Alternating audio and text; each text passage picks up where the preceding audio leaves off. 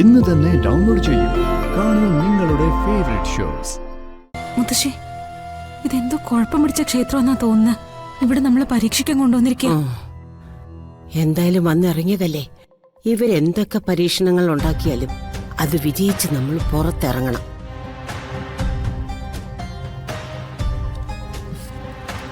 എന്താ സുകുമാരി? ഏയ് ഒന്നുമില്ല. മനസ്സ് നിറഞ്ഞു പ്രാർത്ഥിച്ചോ സുകുമാരി?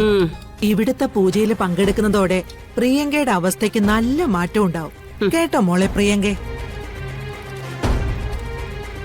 അതെ, അനിയത്തിക്ക് ശിക്ഷ കിട്ടുന്നതിൽ വിഷമമുണ്ടോ? ഇത്രയും നാൾ അവൾ എല്ലാരെയും ശിക്ഷിച്ചല്ലേ. ഇവിടുത്തെ ശിക്ഷ എത്ര കഠിനായാലും അവൾ അനുഭവിക്കട്ടെ.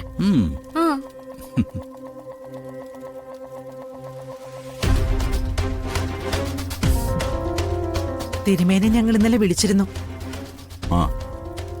ആരാ ആള്? ദേ, ഇതാണ് കുട്ടി.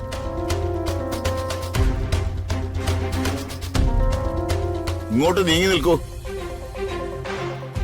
ഇങ്ങോട്ട് നീങ്ങി നിൽക്കാൻ. ഇങ്ങോട്ട് വാ.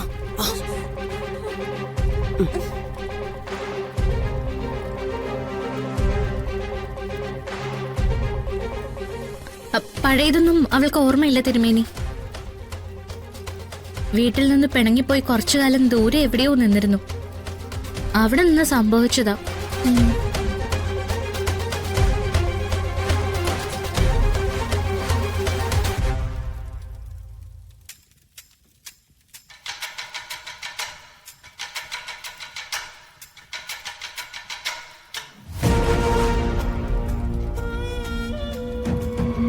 സുധർമ്മ,